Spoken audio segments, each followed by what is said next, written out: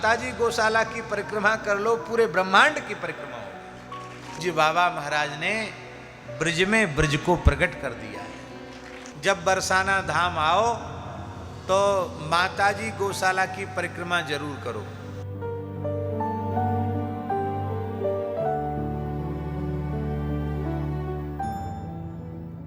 महाराज जी बृहत पाराशर स्मृति में लिखा है, एकत्र पृथ्वी सर्वा सशैल वन कानना। एकत्र पृथ्वी सर्वा सशैल वन कानना, तस्या गौ ज्यायसी साक्षात एकत्रो भयतो मुखी।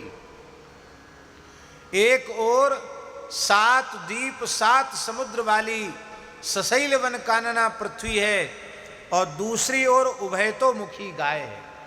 उभयतो मुखी गाय का अर्थ होता है, गाय जिस समय प्रसव कर रही है, बछड़ा बछिया दे रही है, तो गाय के बाबा 2 मुख हो जाते हैं। एक तो गाय का मुख, एक उसके योनि मार्ग से जो बछड़ा या बछिया का मुख निकलता है, उसको उभयतो मुखी गाय कहते हैं।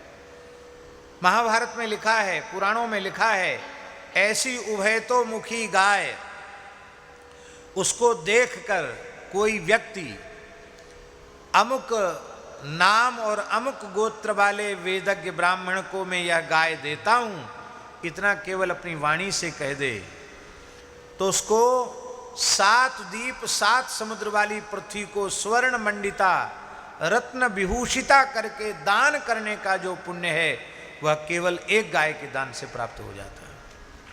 और उस गाय की उभयतोमुखी गाय की प्रदक्षिणा कर ले तो संपूर्ण ब्रह्मांड की प्रदक्षिणा का पुण्य मिल जाता है। यहाँ तो अलग से कुछ करने की जरूरत नहीं है। जब बरसाना धाम आओ तो माताजी गौशाला की परिक्रमा जरूर करो। जहाँ 65,000 गोवंश हैं, वहाँ 10-20 गाय तो हमेशा बच्चा देती रहती होंगी। हम तो 10-20 कम बोल रहे हैं, कम से कम 100-200 गैया 65,000 गायों में जरूर बछड़ा बछिया देती रहती होंगी। तो माताजी गौशाला की परिक्रमा कर लो, पूरे ब्रह्मांड की परिक्रमा होगी।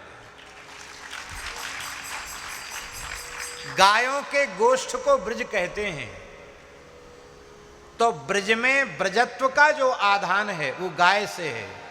गाय नहीं है तो ब्रज भी ब्रज नहीं है। गायन सो ब्रज छायो वैकुंठ विसरायो, गाय की बड़ी अद्भुत महिमा है। हम तो निवेदन कर रहे हैं कि बरसाना धाम में श्री राधा रानी की महती कृपा करुणा से इतनी विशाल माताजी गौशाला की स्थापना करके पूज्य बाबा महाराज ने ब्रज में ब्रज को प्रकट कर दिया है। ब्रज में व्रजत्व का आधान कर दिया है। ब्रज में सबसे बड़ा खिरक ब्रजवान बाबा का था और एक ही स्थल पर इतनी बड़ी संख्या में गायें शायद कहीं नहीं है, यही है। बोलो गौ माता की।